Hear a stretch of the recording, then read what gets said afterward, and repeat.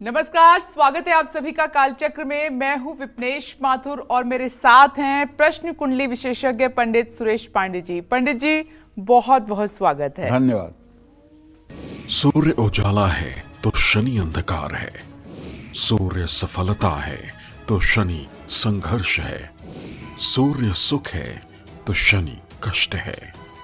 सूर्य और शनि का एक साथ होना खतरनाक है। देखिए कालचक्र।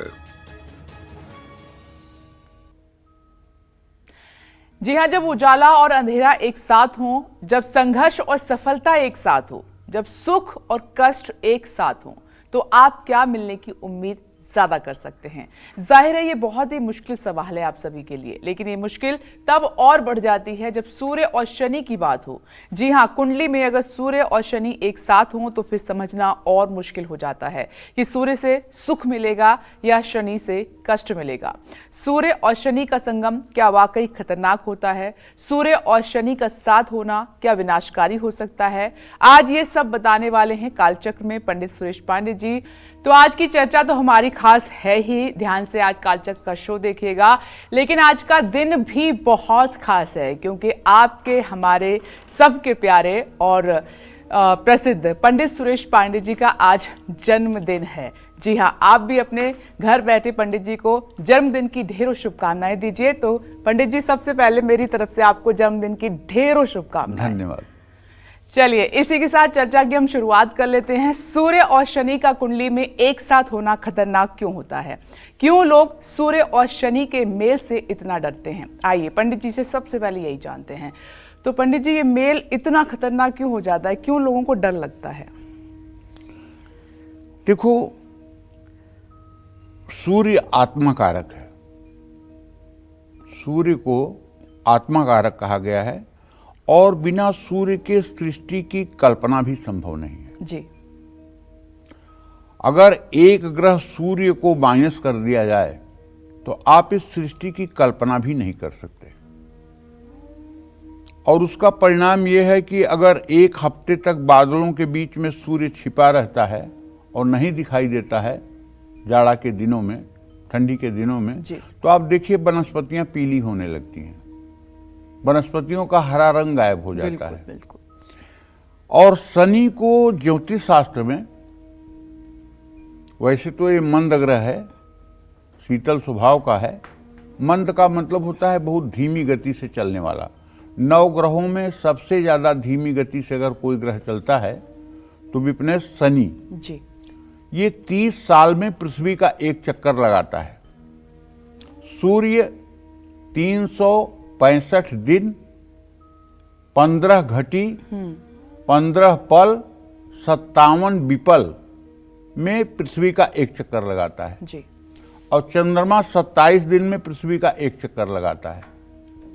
मंगल, बुध 26 दिन में बुध 26 दिन में एक चक्कर लगाता है। शुक्र 28 दिन में एक चक्कर लगाता है। मंगल 45 दिन में, माने 1.5 साल में एक चक्कर लगाता है। बृहस्पति मतलब कि 12 साल में एक चक्कर लगाता है। लेकिन शनि 30 साल में एक चक्कर पृथ्वी का लगाता है, इसलिए इसको मंद कहते हैं। राहु और केतु उल्टी दशा में भले चलते हैं लेकिन ये 18 साल में पृथ्वी का एक चक्कर लगाते हैं। ठीक है, ये ग्रहों के क्रम है। अच्छा, सूर्य जो है शनि का पुत्र है। अब पौराणिक कथाओं के अनुसार सूर्य की पत्नी छाया और छाया से शनिदेव पैदा हुए। जी बिल्कुल। नीलांजन समाभासम रविपुत्रम यमाग्रजम, यमराज के ये बड़े भाई भी हैं। छाया मार्तंड संभूतम, छाया नाम की मां और मार्तंड माने सूर्य नाम के पिता के द्वारा ये उत्पन्न किए गए हैं जी। तम नमामि शनिश्चरम, तब शनिदेव को नमस्कार है। तो छाया के साथ सूर्यदेव का व्यवहार अच्छा नहीं था जी। इनकी मां के साथ इनका व्यवहार नहीं अच्छा था सूर्यदेव का। और सूर्यदेव के अव्यवहारिकता के कारण शनिदेव बड़े मातृभक्त थे। इन्हें अपने माता के अपमान का हर समय मन में प्रतिशोध रहता है।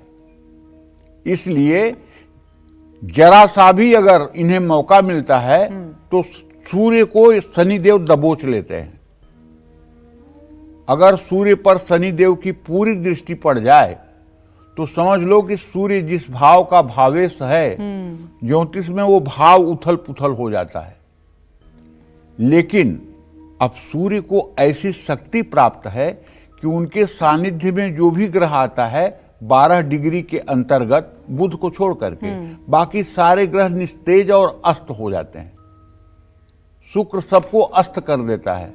आपने अखबारों में पढ़ा होगा या वैज्ञानिकों से सुना होगा कि सूर्य की एक कक्षा में जो है थोड़े दूरी पर एक उपग्रह छोड़ा गया है।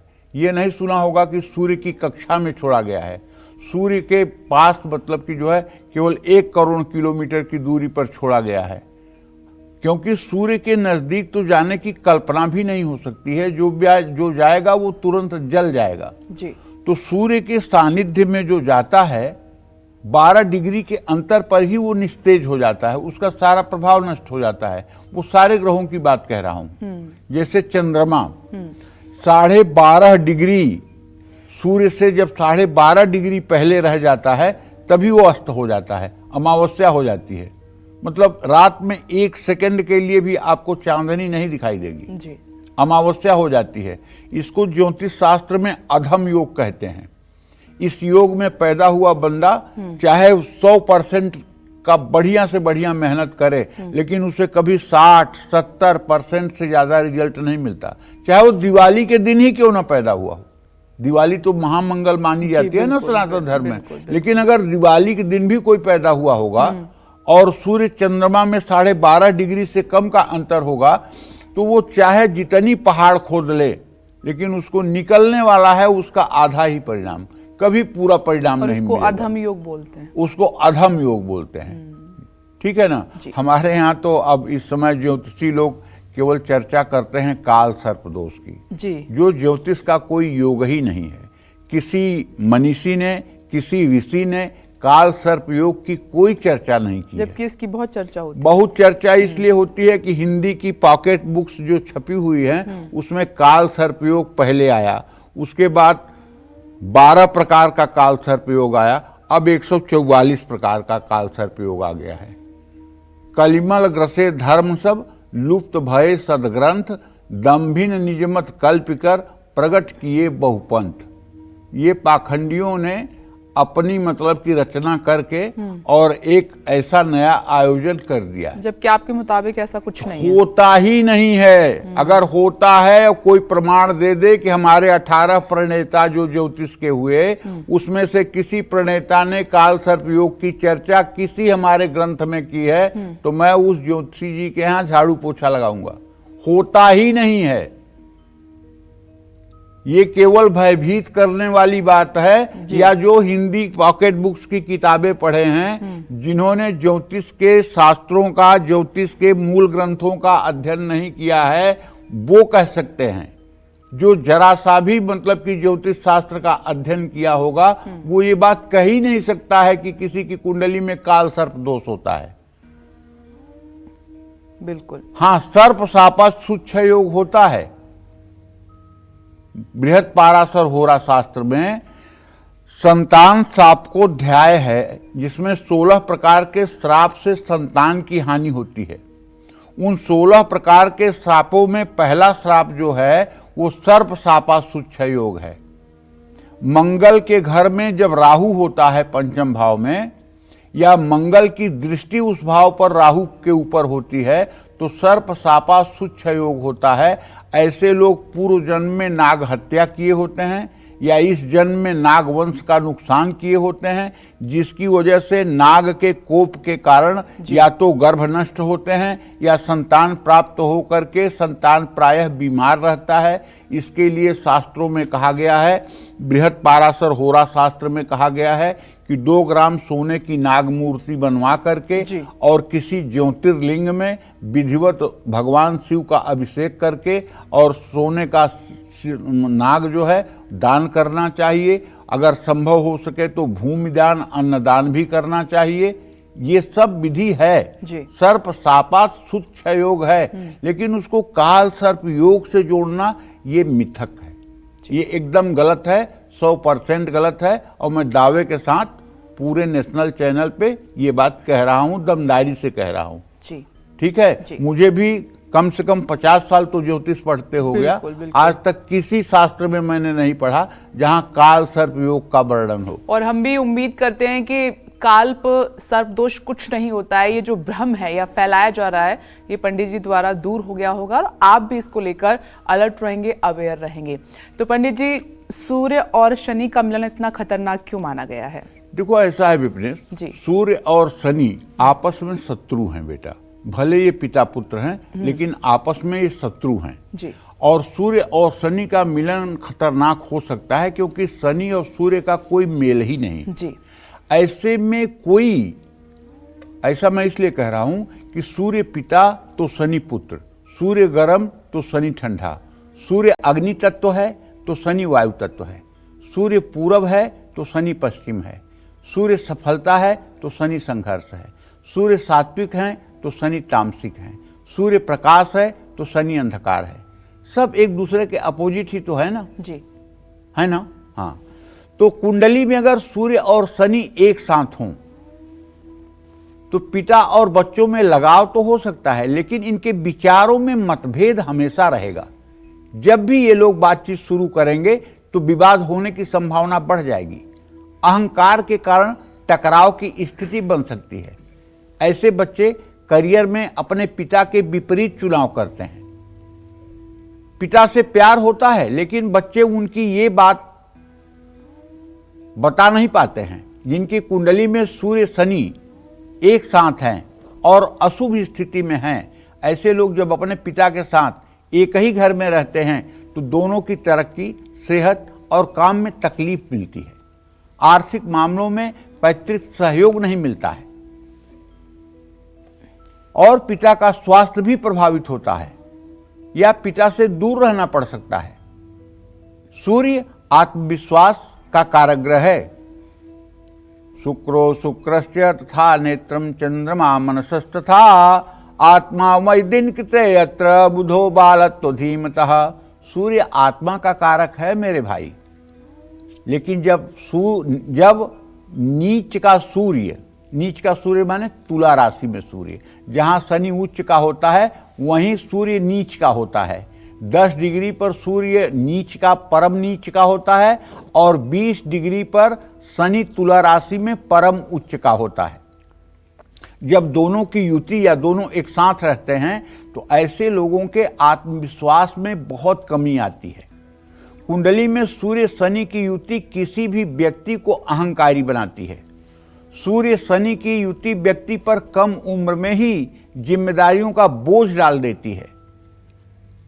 वैसे अगर देखा जाए तो अगर इनका अंतर 12 डिग्री से ज्यादा है तो इतना ज्यादा दुष्प्रभाव नहीं होता है। लेकिन अब इसमें भी एक बात है, ज्योतिष शास्त्र में कहा गया है कि यदि किसी की कुंडली में सूर्य परम नीचांशक में हो तो वो कुबेर का बेटा भी हो तो भीख मांग के ही मरेगा। अब इसका मतलब ये होता है कि तुला राशि में 10 डिग्री पर अगर सूर्य होगा तभी ये योग घटित होगा, 9 डिग्री पर होगा तो नहीं घटित होगा, 11 डिग्री पर होगा तो नहीं घटित होगा, लेकिन अगर 10 डिग्री पर होगा तभी घटित होगा। उसी तरह से कहते हैं कि शनि अगर उच्च का हो तो चक्रवर्ती राजा होता है, तो शनि जब 19 या 20 डिग्री पर होगा तभी चक्रवर्ती राजा होगा। अब ये नहीं कि शनि तुला राशि में 3 डिग्री पर है तभी चक्रवर्ती होगा, नहीं। इन सब विषयों पर गंभीरता से नीचे तक जाकर के अध्ययन करने की आवश्यकता है, तब आप कोई फलादेश करेंगे तो आपका फलादेश फलीभूत होगा। सूर्य और शनि की युति वैसे देखा जाए तो हमेशा अशुभ कारक ही मानी जाती है या इनका शुभ प्रभाव जो है बहुत कम होता है। बिल्कुल पंडित जी, यही सवाल मैं आपसे कर रही थी कि क्या इन सूर्य और शनि की जो युति है हमेशा अशुभ रहती है या कुछ ऐसे पल भी होते हैं जब शुभ माना जाता है इसको? हाँ, देखो कुंडली में जहां सूर्य स्थित है अगर उससे एक भाव पहले शनि हो तो लाभ मिलता है। जी। सरकारी नौकरी, चिकित्सा, कानूनी क्षेत्र, राजनीतिक क्षेत्र में शनि की ऐसी स्थिति में लाभ मिलता है। कुंडली में सूर्य और शनि की युति शुभ स्थान में है, ऐसे लोग सही और गलत का भेद कर आसानी से सही और गलत में भेद कर लेते हैं। ऐसे लोगों को सरकारी नौकरी में सफलता मिलती है। ऐसे लोग कम उम्र में ही बहुत जिम्मेदार हो जाते हैं, अपने काम के प्रति समर्पित रहते हैं। अच्छा, अगर ये योग 12वें भाव में हो जाए तो ऐसे लोग अच्छे लीडर भी बन सकते हैं, अनुशासित रहते हैं, इनका प्रबंधन बहुत अच्छा रहता है, इसमें कोई संदेह नहीं है। जय मां विंध्यवासिनी। तो पंडित जी के साथ एक खास चर्चा हमारी लगातार जारी है। आइए डिस्कशन को और आगे बढ़ाते हैं कि मान लीजिए कुंडली में सूर्य और शनि एक साथ हैं और एक ही भाव में हैं, लेकिन सूर्य शनि की तुलना में ज्यादा बलशाली हैं, यानी सूर्य शुभ हैं, तब ऐसे में क्या होता है? आइए पंडित जी से जान लेते हैं। पंडित जी बताइए। देखिए, अब बलशाली का मतलब है कि अगर कोई ग्रह मित्र गृही है, अपने मित्र के घर में है, या उच्च के नवांश में है, या शुभ ग्रहों से दृष्ट है, तो वो बली माना जाएगा। अशुभ ग्रहों से दृष्ट है, शत्रु के गृह में है, अति शत्रु गृही है, अस्त है, वो निर्बल माना जाएगा। अगर सूर्य अच्छा है कुंडली में तो आत्मविश्वास से ऐसा व्यक्ति परिपूर्ण रहता है। ऐसे व्यक्ति को कोई भी संसार की विषम स्थिति एक क्षण के लिए डिगा नहीं पाती है। ऐसे आदमी का धैर्य एकदम हिमालय की तरह होता है और ऐसे व्यक्ति के अंदर ही नेतृत्व करने की बेहतरीन क्षमता होती है। ऐसे लोग बड़े संस्थान को चलाने में सक्षम होते हैं, शक्तिशाली होते हैं। लेकिन अगर शनि की स्थिति हो तो सूर्य और शनि में अगर शनि ज्यादा बलशाली होगा तो व्यक्ति जमीन से जुड़ा रहता है। जमीन से जुड़ने का मतलब प्रॉपर्टी का काम नहीं करेगा। जमीन से जुड़ने का मतलब कि अपने मूल से जुड़ा हुआ होगा। जैसे कुछ लोग हवा में उड़ने लगते हैं ना, और कुछ लोग धरातल पर रहते हैं। धरातल पर रहने वाला होगा, वो चाहे जितना बड़ा आदमी होगा, लेकिन वो अपने धरातल से जुड़ा हुआ व्यक्ति होगा और अपने लक्ष्य और जिम्मेदारियों को हर समय स्मरण रखते हुए मेहनत भी करेगा। ऐसे लोग अनुशासन में रहते हुए हर काम करते हैं, इसमें कोई संशय नहीं है। जय मां विंध्यवासिनी। कुंडली में अगर सूर्य शनि एक साथ हैं और शुभ हैं तो क्या प्रभाव डालते हैं, और अगर सूर्य शनि एक साथ हैं और अशुभ भी हैं तो ये कितना नुकसानदायक हो सकता है? आइए पंडित जी से जान लेते हैं। पंडित जी बताइए, किस मतलब अगर हैं कुंडली में एक साथ दोनों सूर्य और शनि तो क्या प्रभाव पड़ता है उस व्यक्ति के जीवन पर? देखो, कुंडली में सूर्य और शनि की स्थिति करियर मतलब दशम भाव में अगर है तो व्यक्ति को सूर्य और शनि की युति से करियर में काफी लाभ मिलता है। लेकिन ये तब होता है जब दोनों के डिग्री में काफी डिस्टेंस हो। समझ रहे हो? अंतर ज्यादा हो। क्योंकि सूर्य सही दिशा में चलने में मदद करता है और शनि करियर का कारक ग्रह है। लेकिन ध्यान यहाँ एक बात का और देना चाहिए, जो मैंने अनुभव किया है, जो मैंने प्रैक्टिकल में देखा है जी। अगर सूर्य शनि बहुत नजदीक अवस्था में हैं तो ऐसे जातक को पिता का सुख नहीं मिलता है। ऐसे जातक का पिता या तो नसों के रोग का रोगी हो जाएगा और या तो अल्प वय में ही बालक रहेगा, तभी पिता की समाप्ति हो जाएगी जी। भगवान राम थे, लेकिन उनके कुंडली में भी सूर्य दशम भाव में था और त्रिखल दोष था। सूर्य कारक भी है और सूर्य अपने घर में भी था, जिसके कारण जब त्रिखल दोष हुआ तो भगवान राम के भी पिता की असामयिक मृत्यु हुई, स्वाभाविक मृत्यु नहीं हुई, वियोग में मृत्यु हुई। तो सूर्य अगर दशम भाव में हो और सब अच्छा ही अच्छा हो जाए, वर्गोत्तमी हो जाए, स्वगृही हो जाए, उच्च नवमांश में हो जाए जी, तो ये त्रिखल दोष होता है। ये पिता के लिए हानिकारक होता है। इसके लिए सबसे ज्यादा उदाहरण प्रभु श्री राम की कुंडली है। 14 बरस के लिए अलग रहना पड़ा उन्हें। नहीं, 14 बरस के लिए तो अलग जो थे, लेकिन जब राम का वनगमन हुआ जी। तो दशरथ जी का प्राण प्रस्थान कर गया। बिल्कुल बिल्कुल। ये बात मैं कहना चाहता हूं। तो सूर्य अगर दशम भाव में हो और खास करके वो कारक है और उसके बाद में वो उच्च में भी हो, स्वगृही भी हो, तो ये त्रिखल दोष बन जाता है। ये पिता के लिए हानिकारक भी बन जाता है, जी। वैसे नहीं हानिकारक होता है। उसी तरह से सूर्य शनि की युति जो होती है ये जातक के पिता का सुख कम करती है, और जब शनि दशम भाव में होगा तो उसकी दृष्टि चतुर्थ भाव पे जाएगी। आदमी को भूम भवन वाहन का तो सुख मिलेगा, लेकिन ऐसे जातक की माँ हड्डी और नसों के रोग से हर समय संत्रस्त रहेगी। ऐसे जातक के माता के पेट में वायु विकार हर समय बनेगा, हर समय पेट में एसिडिटी, गैस, अपच की समस्या रहेगी, क्योंकि शनि की दृष्टि को कोई खत्म कर देगा कोई। ठीक है जी। तो कहने का मतलब कुंडली में सूर्य शनि दोनों ही अगर अशुभ हैं और एक साथ एक ही भाव में हैं तो व्यक्ति अक्सर अपने लक्ष्य से भटक जाता है, क्योंकि उसमें अनुशासन की कमी होती है। और ये शनिदेव आलस से बहुत देते हैं, क्योंकि ये तामसी ग्रह हैं और तामस का लक्षण होता है आलस्य, निद्रा, प्रमाद। अगर कोई बहुत सोता हो और किसी काम को करने में समय लगाता हो तो आप मान लीजिए कि इसका तमोगुण ज्यादा विकसित है। और अगर कोई आदमी हर प्रकार से अपने शरीर पर नियंत्रण और अनुशासन रख करके सब कार्य को चुस्त दुरुस्त तरीके से करता है तो समझ लीजिए कि इसके अंदर सतोगुण की प्रधानता है। सूर्य शनि अशुभ हो तो आत्मविश्वास कमजोर रहता है। ऐसे लोग चुनौतियों से घबरा जाते हैं और हार मान लेते हैं। यहाँ तक बताऊं आपको कि अगर सूर्य खराब हो जाए या सूर्य पीड़ित हो जाए या सूर्य नीच राशि में हो जाए तो जो बच्चे पढ़ रहे हैं और पढ़ने में बड़े मेरिटोरियस हैं, 95, 96, 97, 98% रिजल्ट लाते हैं, लेकिन उनकी भी स्थिति ये होती है कि जब किसी कम्पिटिटिव एग्जाम की डेट आती है तो वहीं से वो बीमार होना शुरू करते हैं, और एग्जाम की तारीख आते आते वो इतना बीमार हो जाते हैं कि पेपर लिखने की स्थिति में नहीं रह जाते हैं, क्योंकि सूर्य कमजोर है। और सूर्य कमजोर होने के कारण उन्हें एग्जामोफोबिया हो जाती है। ऐसे में अभिभावक को चाहिए कि जिन बच्चों की कुंडली में ऐसा योग हो उन्हें बचपन से ही 5 साल की उम्र से ही गायत्री बोलना सिखाएं। और जैसे पढ़ाई करते हैं बच्चे 4 घंटे 6 घंटे, वैसे रोज 10-12 मिनट उनसे गायत्री बोलने का अभ्यास कराएं। अगर गायत्री वो बोलता रहेगा बच्चा तो उसके सभी चक्र एक्टिवेट रहेंगे और कभी वो एग्जामोफोबिया का शिकार नहीं होगा।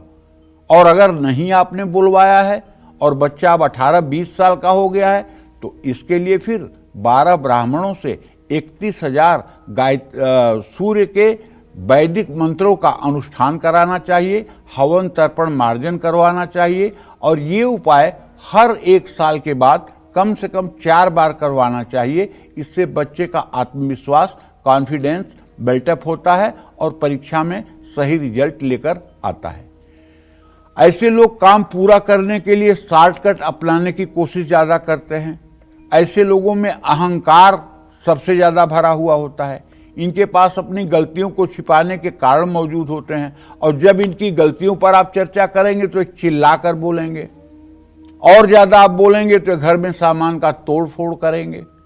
मतलब ये अपने आतंक से आपको चुप कराना चाहेंगे। कुल मिलाकर ये मान लीजिए, अगर ऐसे बच्चों को सूर्य की आराधना बचपन से ही शुरू करा दी जाए तो सारे समस्याओं का समाधान हो सकता है। इसीलिए सनातन धर्म में हर सनातनी को कहा गया है कि सूर्य को अर्घ दीजिए। और जब जनेऊ संस्कार होता है, जनेऊ संस्कार 6 साल की उम्र से शुरू हो जाता है, जनेऊ संस्कार होता है तो उसमें केवल एक मंत्र दी जाती है। पूरे भारत की बात कर रहा हूं, केवल एक मंत्र, गायत्री मंत्र। गुरु के द्वारा बच्चे के कान में केवल गायत्री मंत्र दी जाती है, दूसरा कोई मंत्र नहीं दिया जाता है। अटक से कटक तक, कन्याकुमारी से कश्मीर तक जनेऊ का संस्कार अगर होगा तो उसमें दी जाने वाली मंत्र जो होगी वो गायत्री होगी। क्यों गायत्री होगी? क्योंकि ब्रह्मचर्य आश्रम में रहते हुए बालक गायत्री का अनुष्ठान करेगा तो उसका आत्मविश्वास हिमालय पर चढ़कर बोलेगा।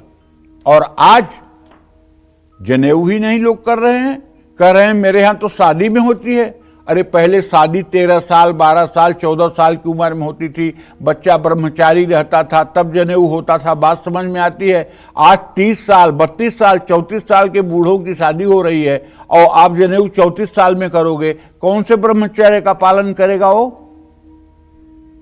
तो सनातन धर्म के लीक से हम खुद हटते जा रहे हैं।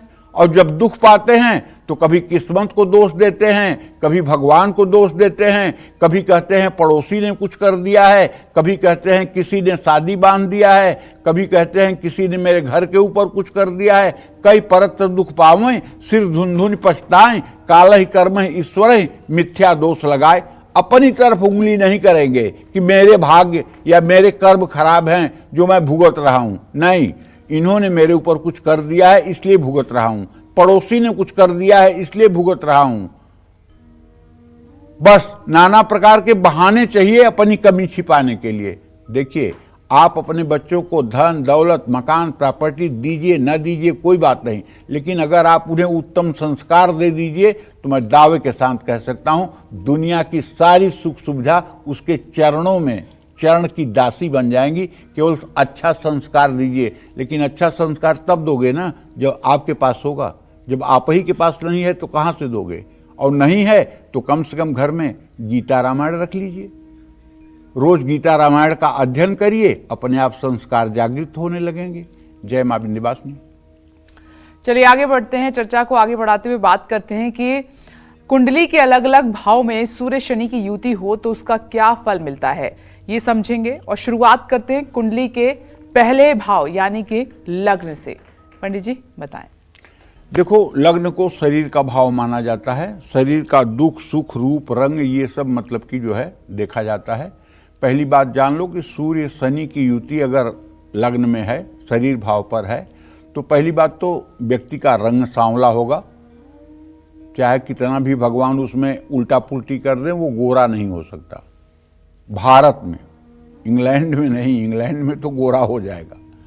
हाँ, व्यक्ति की आर्थिक स्थिति सेहत करियर पर काफ़ी प्रभाव पड़ेगा। अगर सूर्य जरा सा भी नकारात्मक होगा तो गर्दन के ऊपर रोग रहेगा। 8 साल की उम्र तक बच्चा सर्दी खांसी जुकाम निमोनिया लंग्स के रोगों से प्रभावित रहेगा। ऐसी युति में व्यक्ति को सावधान रहना चाहिए। और ऐसा बच्चा अच्छी लंबाई भी प्राप्त नहीं कर पाता है। बीमारियों के कारण उसकी लंबाई भी शिथिल हो जाती है।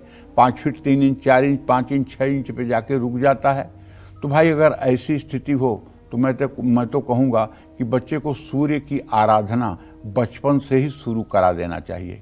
क्योंकि जब सूर्य के मंत्र बच्चा करेगा तो उससे निश्चित रूप से ये एक्टिवेशन प्लांट जो है, ये दाहिने आँख के ऊपर का जो चक्र है सूर्य का, ये जब जागृत होगा ना तो बच्चे के अंदर चमत्कार अपने आप आना शुरू हो जाएगा। या फिर गायत्री की साधना जरूर करवाना चाहिए। जय मां विंध्यवासिनी। और आगे बढ़ते हुए बात करते हैं कुंडली के दूसरे भाव की। अगर किसी व्यक्ति की कुंडली में दूसरे भाव में सूर्य और शनि एक साथ हों तो ये शुभ होता है या फिर अशुभ, आइए जान लेते हैं। पंडित जी अब दूसरे भाव के बारे में बताइए। अब इसमें ये देखना होता है कि कौन कौन से भाव का स्वामी सूर्य और शनि है। क्योंकि शनि अगर द्वितीय भाव में होगा तो धन नाशक होगा, और सूर्य अगर द्वितीय भाव में अच्छे भाव का स्वामी या अच्छे ढंग से होगा तो अच्छा होगा। सूर्य शनि की युति जो है पारिवारिक जीवन में खटास लाता है, रिश्तों में खटास लाता है। ऐसा व्यक्ति ऐसा बोलता है ना कि समझो कि शेषनाग का जहर निकाल करके उगल रहा है। उसकी बात से लोगों का मतलब कि दिल फट जाएगा। और धन और संपत्ति के मामले में ऐसा आदमी हर समय विपत्तिग्रस्त रहेगा। नई संपत्ति बनाने में भी मुश्किल आएगी।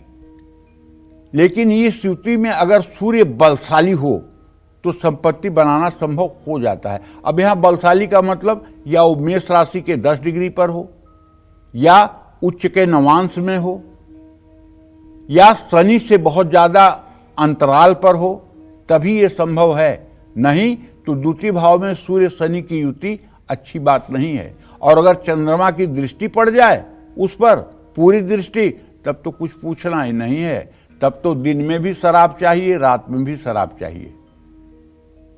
और वाणी इतनी खराब होगी कि जिसकी कोई सीमा नहीं। परिवार में इतना कलह होगा कि जिसका कोई हद नहीं। तो ये द्वितीय भाव में ये इनकी युति का फल प्रायः बुरा ही होता है। जय मां विंध्यवासिनी। अब कुंडली के तीसरे भाव की बात कर लेते हैं। अगर किसी व्यक्ति की कुंडली में तीसरे भाव में सूर्य और शनि एक साथ हों तो इससे लाभ हो सकता है या ये भी कष्टकारी होता है। तो पंडित जी, तीसरे भाव में अगर सूर्य शनि एक साथ हैं तो क्या होता है फिर? देखिए, तीसरे भाव में अगर सूर्य शनि की युति है तो आप अपनी कुंडली उठा के देख लीजिए। ऐसे लोगों के जिनके कुंडली में तीसरे भाव में सूर्य हो, वो पराक्रमी होते हैं, वीर होते हैं, सूर होते हैं, कर्म को करने वाले होते हैं, लेकिन उनको बड़े भाई का सुख नहीं होता है। अगर उनका बड़ा भाई है तो सूर्य की दशा, महादशा, अंतरदशा, प्रत्यंतर दशा में बड़े भाई का निधन हो जाता है। आकस्मिक रूप से बड़ा भाई खत्म हो जाता है। और शनि ये तीसरे भाव में है तो छोटे भाई का सुख नहीं होता है। सहज मंदिर गे तपनात्मजौ भवति सर्व सहोदर नासकौ। तपनात्मज शनि को ही कहते हैं। अगर तीसरे भाव में शनि हो तो भाइयों के सुख को उन्मूल कर देता है। और सूर्य शनि की युति हो जाएगी तो पराक्रम भी अवरुद्ध हो जाएगा। ऐसे योग जिस व्यक्ति की कुंडली में हों, उनके जीवन में सकारात्मकता कार्य को लेकर रहती है। ऐसे योग में जो व्यक्ति होता है वो राजनीति के क्षेत्र में सफलता प्राप्त करता है। और खास करके अगर तृतीय सूर्य हो तब तो कुछ पूछना ही नहीं है। धन संपत्ति का सुख भी प्राप्त होता है और व्यक्ति अपने पिता की जिम्मेदारियों का निर्वाह करता है। लेकिन भाई बहन के सुख की बात जहाँ तक है वो सुख नहीं होता है। अगर सूर्य शनि तृतीय भाव में है तो पहली बात ज्येष्ठ भ्राता की अकाल मृत्यु होती है। और दूसरी बात शनि भाई, छोटे भाइयों का सुख नहीं होने देता है। इसके लिए साफ साफ मानसागरी में लिखा हुआ है, सहज मंदिर गे तपनात्मजौ भवति सर्व सहोदर नाशक। लेकिन अगर बृहस्पति की पूर्ण दृष्टि हो जाए तृतीय भाव पर तो भाई का भी सुख हो जाता है और पराक्रम भी अच्छा हो जाता है। ये भी बात ध्यान में रखनी चाहिए, केवल एक ही बात पकड़ के नहीं चलना चाहिए। जय मां विंध्यवासिनी। हम आगे बढ़ेंगे और चौथे भाव की बात करेंगे, लेकिन उससे पहले कालचक्र दर्शक रंजना जी प्रयागराज से हमारे साथ जुड़ गई हैं। आपका स्वागत है कालचक्र में। अपना प्रश्न पंडित जी से पूछिए। पंडित जी, आपको जन्मदिन की बहुत बहुत हार्दिक शुभकामनाएं। धन्यवाद धन्यवाद रंजना। आप स्वस्थ एवं प्रसन्न रहें, यही हम लोग की मनोकामना है। एक छोटी सी पंक्ति हमारी तरफ से पंडित जी। बार बार दिन ये आए, बार बार दिल ये गाए, पंडित जी जिए हजारों साल, साल के दिन हो 50,000। Happy birthday to you, happy birthday to you, happy birthday to Pandit ji, happy birthday to you. और पंडित जी, एक दुर्गा सप्तशती का मंत्र मैं आपके लिए पढ़ रही हूँ। रोगा न शेषा न पहंसि तुष्टा रुष्टा तु कामान सकलान भीष्टान, त्वामाश्रितानां न विप्राणां त्वामाश्रिताः श्रयन्तं प्रयन्ति। जय मां विंध्यवासिनी पंडित जी। जय मां विंध्यवासिनी बेटा, बहुत बहुत धन्यवाद। और बस आप स्वस्थ प्रसन्न रहिए, ऐसे ही कालचक्र की टीम को पूरी बनाए रखिए, यही हम लोग की मनोकामना है पंडित जी। जी जी जी जी पंडित जी। चलिए देखिए, आज का दिन मैंने कहा था खास है, पंडित जी का जन्मदिन है। और क्योंकि पंडित जी सिर्फ देश में नहीं विदेश में भी फेमस हैं और कालचक्र देश में ही नहीं देखा जाता, विदेश में भी देखा जाता है। तो विश्व प्रसिद्ध और कुंडली विशेषज्ञ पंडित सुरेश पांडे जी का जन्मदिन है। तो आप भी अपने तरीके से पंडित जी को शुभकामनाएं उनके जन्मदिन की दे सकते हैं, बधाई दे सकते हैं। आइए इसी क्रम में चर्चा को आगे बढ़ाते हैं और चौथे भाव की बात कर लेते हैं।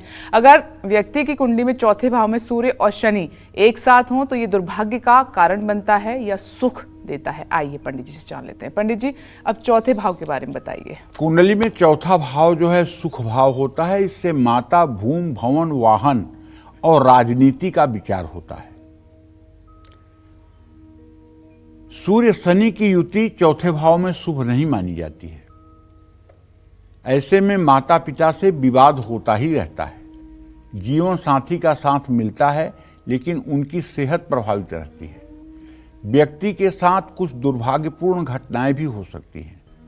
चौथे भाव में सूर्य शनि की युति व्यक्ति को बुद्धिमान बनाती है। ऐसा व्यक्ति सही फैसले ले पाता है। उसका झुकाव अध्यात्म की तरफ भी होता है, इसमें कोई संदेह नहीं है। लेकिन जब शनि की स्थिति अच्छी होगी तो अगर शनि पाप पीड़ित होगा तो उसकी दृष्टि दशम भाव पर पूरी जाएगी, उसकी दृष्टि लग्न पर पूरी जाएगी, उसकी दृष्टि रोग भाव पर जाएगी, तो ऐसा व्यक्ति एसिडिटी, गैस, अपच का बीमार होगा। ऐसे व्यक्ति के पिता के जीवन में संघर्ष बहुत होगा और ऐसे व्यक्ति के जीवन में भी चुनौतियां बहुत ज़्यादा होंगी। हाँ, लेकिन अगर इंदिरा गांधी की तरह कुंडली हो और तुला राशि का शनि इकलौता चतुर्थ भाव में हो और उच्चांशक में हो तो फिर तो चक्रवर्ती बनने से कौन रोक सकता है? कोई न रोक सकता है। वो तो चक्रवर्ती बनेगा, इसमें कोई दो राय नहीं है। इंदिरा जी की कुंडली में शनि चतुर्थ भाव में इतनी मजबूत स्थिति में था कि उसने इंदिरा जी को प्रधानमंत्री ही नहीं, एक शक्तिशाली नेता के रूप में भी पहचान दिलाया था। जय मां विंध्यवासिनी। चलिए आगे बढ़ते हैं, पांचवें भाव की बात कर लेते हैं। अगर किसी व्यक्ति की कुंडली में पांचवें भाव में सूर्य और शनि एक साथ हों तो भाग्य का साथ मिलता है या नहीं, और क्या ऐसे व्यक्ति को रिश्तों से प्यार मिलता है या नहीं? तो पांचवें भाव में अगर ये युति बन रही है तो फिर क्या परिणाम देती है? देखो भैया, पहली बात तो ये कहता हूं, पांचवा भाव संतान का, विद्या का, उपासना का भाव है। कुंडली में सूर्य अगर पांचवें भाव में शनि के साथ होगा तो व्यक्ति को शिक्षा और आर्थिक क्षेत्र में बहुत चुनौतियां आएंगी। कहीं पैसा लगाओगे तो नुकसान हो जाएगा। अब पैसे का पंचम भाव से क्या संबंध है? पाराशर होरा में साफ लिखा हुआ है, नवमम पंचमम चैव विशेषम धन मुच्यते। विशेष धन का अध्ययन करने के लिए नवम और पंचम का अध्ययन करना चाहिए, इसीलिए कह रहा हूं। निवेश से नुकसान उठाना पड़ता है। ऐसे भाव में सूर्य शनि का योग हो तो व्यक्ति को संतान और विवाह से संबंधित परेशानियों का सामना भी करना पड़ता है और ऐसे व्यक्ति को आजीवन अपने पत्नी का इलाज कराना पड़ता है। और सूर्य अगर अशुभ होकर के पंचम भाव में है तो बिना हरिवंश पुराण का पाठ किए और बिना सूर्य का व्रत किए संतान सुख नहीं मिलता है, चाहे जितने उपाय कर लीजिए। अगर सूर्य आपकी कुंडली के पंचम भाव में है और संतान प्राप्ति में विलंब हो रहा है, सूर्य राहु मंगल जैसे ग्रहों के साथ है, तो आपको आंख मूंद करके सूर्य की उपासना करते हुए हरिवंश पुराण का पाठ करना चाहिए और एक सोने की अंगूठी और हरिवंश पुराण की पुस्तक किसी वेद पाठी को दान करना चाहिए रविवार के दिन। इससे ये दोष शमन होता है। जय मां विंध्यवासिनी। अब कुंडली के छठे भाव की बात कर लेते हैं। अगर किसी व्यक्ति की कुंडली में छठे भाव में सूर्य और शनि एक साथ हों तो क्या ये शुभ होता है? सूर्य और शनि का छठे भाव में साथ होना फायदेमंद है या फिर नुकसानदायक है? पंडित जी बताइए। देखिए, छठे भाव में सूर्य शनि को शुभ माना जाता है क्योंकि छठे भाव में शनि भी अच्छा होता है और छठे भाव में सूर्य तो अच्छा होता ही है। अगर खष्टे सूर्य हो तो कुछ पूछना ही नहीं है। ऐसे आदमी के सामने तो दुश्मन एक मिनट टिक नहीं सकते हैं और चाहे जितनी गंभीर बीमारी हो वो चुटकी भर बजाते हुए ठीक हो जाती है। सूर्य शनि मनचाही नौकरी देते हैं, विरोधियों की भी तारीफ करने में मजबूर कर देते हैं, वैवाहिक जीवन में सुख शांति देते हैं, मनचाहे व्यक्ति से विवाह होने में आसानी रहती है।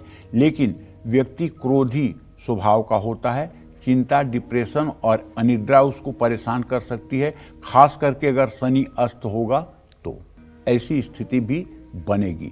ऐसे व्यक्ति को चाहिए कि वो सूर्य की आराधना अवश्य करे। जय मां विंध्यवासिनी। आइए, क्योंकि हम लगातार भाव की बात कर रहे हैं, पहले, दूसरे, तीसरे, चौथे, पांचवें, छठे भाव की बात हो गई है। अब बात करते हैं कुंडली में सातवें भाव की। सूर्य और शनि एक साथ हैं तो क्या फल मिलता है, आइए जान लेते हैं। अब पंडित सातवें भाव के बारे में बताइए। सातवां भाव जो विपनेश है ना, ये विवाह का भाव है जी। सूर्य शनि अगर सातवें भाव में हो गए ना, और अगर लग्न में भी कोई पापग्रह बैठ गया, मंगल या केतु राहु, तो ऐसे आदमी का 1, 2, 3 विवाह तक होता है। ऐसे मत कहिए पंडित जी। सच्ची कह रहा हूं। और अगर उसमें बृहस्पति की दृष्टि हो गई या चंद्रमा की दृष्टि हो गई या वो अच्छे नवांश में हो गए तो एक ही वैवाहिक जीवन सफलतापूर्वक निर्वाह हो जाता है जी। लेकिन अक्सर देखा गया है कि सूर्य शनि अगर साथ हो तो वैवाहिक जीवन में निश्चित रूप से बहुत कलेश होता है, पत्नी या पति के जीवन में बीमारियां पीछा नहीं छोड़ती हैं, और यदि लग्न में भी पापक ग्रह बैठ गए तब तो विवाह टूट के ही रहता है, तलाक तक की नौबत आती है। हाँ, लेकिन अगर बृहस्पति की दृष्टि सप्तम भाव पर हो जाए या सप्तमेश पर हो जाए या सप्तमेश उच्च नवांशक में हो जाए तो इस दुर्योग को रोका जा सकता है, इस दुर्योग को बचाया जा सकता है। ठीक है। अच्छा, 7वें भाव में सूर्य शनि की युति शुभ प्रभाव कभी नहीं देती है। इस भाव में सूर्य शनि की युति के कारण वैवाहिक जीवन में मुश्किलों का सामना करना पड़ता है, कारोबार में भी नुकसान होता है, परिवार में कलेश रहता है, पैसे की स्थिरता नहीं होती है, विवाह में बहुत विलंब होता है। ऐसे लोगों का विवाह 32वें, 33वें, 34वें साल में होता है और विवाह में बहुत मुश्किलें आती हैं। भाई, इसके लिए तो मैं तो कहूँगा शनि की शांति करवानी चाहिए। शनि के वैदिक मंत्र ओम सन्नो देवीरभिष्टय आपो भवन्तु पीतय संयोरभिश्रमन्तु न, इस मंत्र का 1,02,000 मंत्र जप शनिवार के दिन 15 ब्राह्मणों से एक दिन में करवाना चाहिए। हवन तर्पण मार्जन और ब्राह्मणों को भोजन करवाना चाहिए श्रद्धा के साथ। और अगर एक बार में बात न बने तो दोबारा भी 6 महीने के अंदर ये अनुष्ठान करवा लेना चाहिए, क्योंकि ये बड़ा खराब योग है। इस योग का समाधान होना ही चाहिए। जय मां विंध्यवासिनी।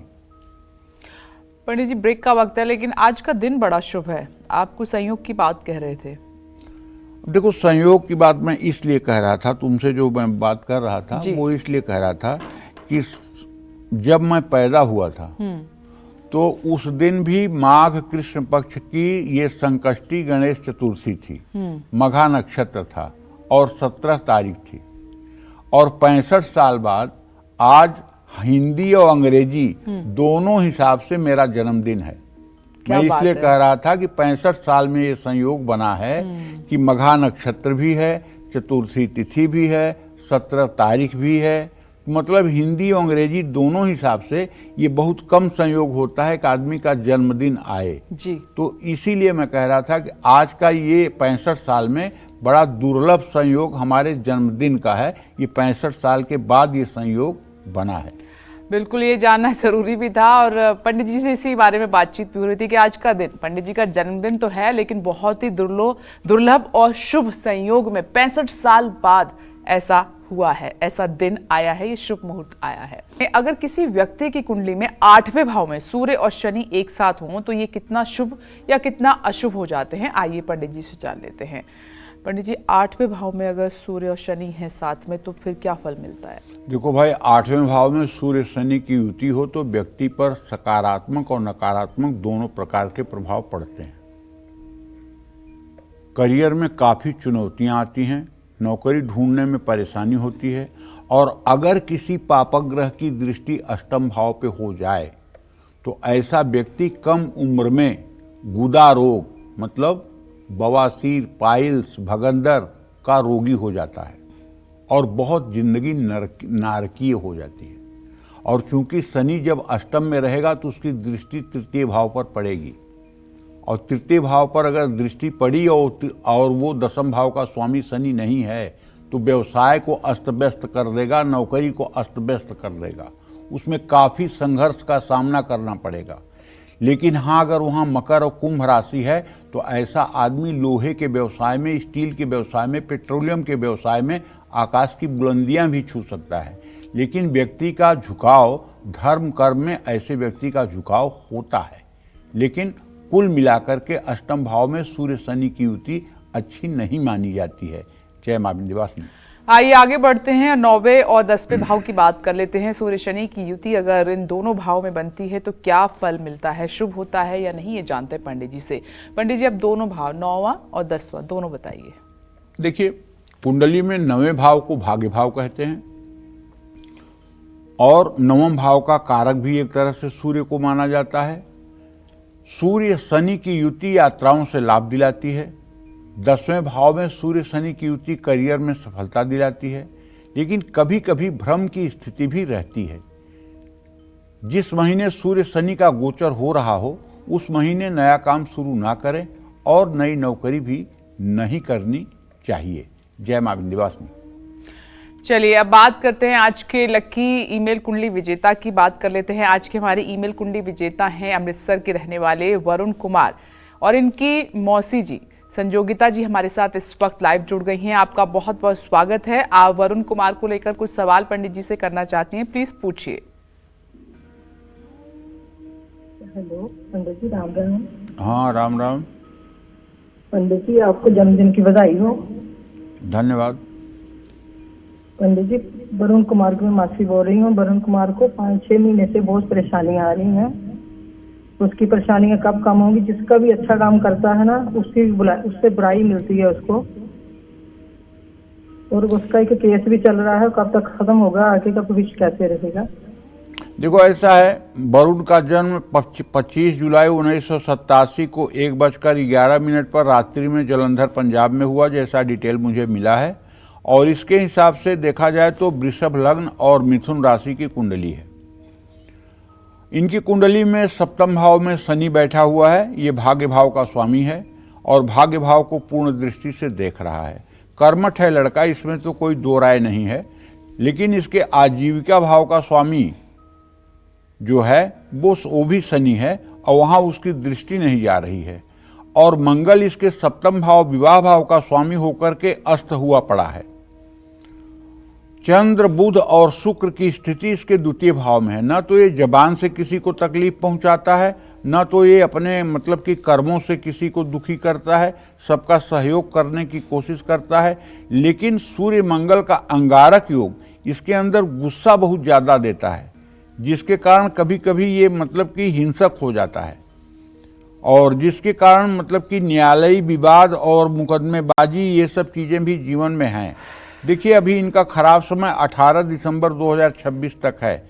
लेकिन अगर इनके लिए आप विष्णु सहस्त्र नाम का पाठ, एक पाठ रोज करवाना शुरू कर दीजिए या एक पाठ ये स्वयं से रोज करना शुरू कर दें, तो मुझे विश्वास है कि जुलाई 2025 के बाद इनका समय ठीक हो जाएगा।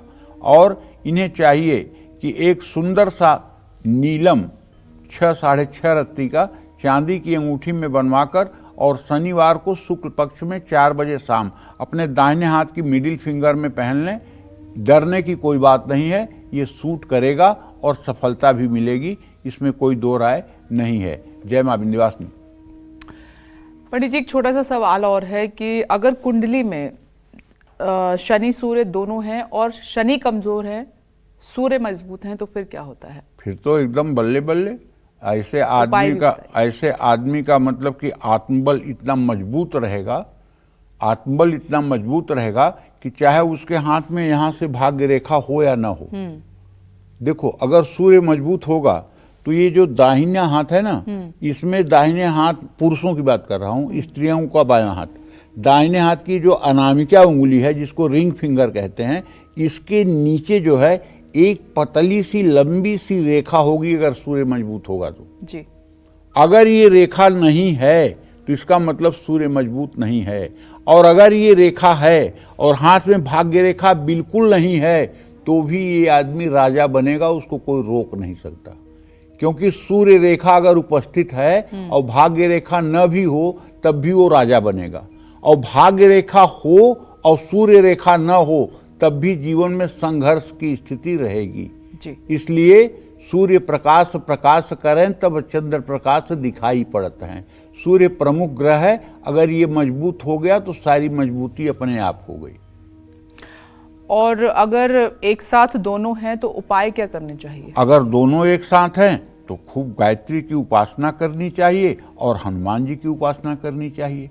हनुमान जी की उपासना से शनिदेव प्रसन्न हो जाएंगे और गायत्री की उपासना से सूर्य देव प्रसन्न हो जाएंगे, दोनों काम बन जाएगा।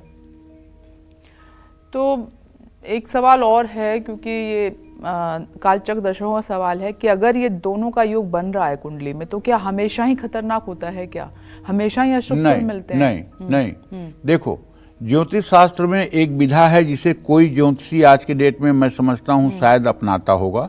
एक होती है वर्ष कुंडली, जिसको वर्ष फल के नाम से भी जाना जाता है जी। सूर्य जितने डिग्री पर, जितने अंश, जितने कला, जितने विकला पर होता है, एक साल के बाद जब वही स्थिति आती है तो उस समय जो ग्रहों की स्थिति होती है उसको वर्ष कुंडली कहते हैं, वर्षफल कहते हैं। उसमें एक मुंथा होती है, ठीक है, और उसमें ग्रहों की जो स्थिति होती है उसके बलाबल के अनुसार उस साल का भविष्य फल होता है मनुष्य का। लेकिन ये कोई जानता भी नहीं है, अगर जानते होंगे तो शायद हजारों में एकाक लोग जानते होंगे जी। क्योंकि ये जानने के लिए ज्योतिष के जो प्रचलित ग्रंथ हैं उसमें वर्षफल की विधि नहीं है। वर्षफल की विधि जो है वो ताजिक जैसे ग्रंथों में है, जो सन 1560 से जो है प्रचलन में है, जिसका प्रमाण है कि सन 1560 से प्रचलन में है। वैसे सन 1300 से ही इसका इतिहास मिलता है कि ये प्रचलन में है। यवनाचार्यों ने भी इस पर काम किया है, ढूंढीराज दैवज्ञ ने इस पर काम किया है। तो वर्षफल को भी देखना चाहिए। किसी के जीवन पर कोई फोरकास्ट करने के लिए अगर आप फोरकास्ट कर रहे हैं तो वर्षफल का भी मूल्यांकन करिए कि इस वर्षफल में इसकी जो वर्षफल की कुंडली है उसमें इक्वाल योग है कि इंदुआर योग है कि मुंससिल है कि थसाल है, मड़ऊ कंबूल, गैरी कंबूल, कौन सा योग है वो देख करके तब फलादेश करना चाहिए जी। जय मां विंध्यवासिनी। 11वें और 12वें भाव में सूर्य शनि की युति होना शुभ है या नहीं, अब ये पंडित जी से जान लेते हैं। पंडित जी अब इस बारे में बताइए। देखो भाई, सीधी सी बात है, त्रिषष्टाय गते पापो जन्मांगो शोभना भवेत। 11वें भाव में हमारे शास्त्र कहते हैं सूर्य भी अच्छा फल देता है। 11वें भाव का भावाधीश अगर सूर्य हो तो बहुत उत्तम फल देता है, और शनि भी 11वें भाव में अच्छा फल देता है। तो ये दोनों की युति अगर 11वें भाव में है तो नाम भी देगा, शोहरत भी देगा, आर्थिक स्थिरता भी देगा और लाभ भी देगा। लेकिन आपको अपनी सेहत का भी खास ध्यान रखना होगा, क्योंकि शनि की दृष्टि तो आपके शरीर भाव पर होगी ना। तो 12वें भाव में अगर शनि और सूर्य की युति होगी तो ये अशुभ है। ऐसे योग में व्यक्ति को निराशा ज़्यादा महसूस होगी, मानसिक रूप से भी व्यक्ति अशांत रह सकता है। इस भाव में सूर्य शनि की युति कई तरह की समस्याएं दे सकती हैं, तो ये चीज़ें ठीक नहीं हैं।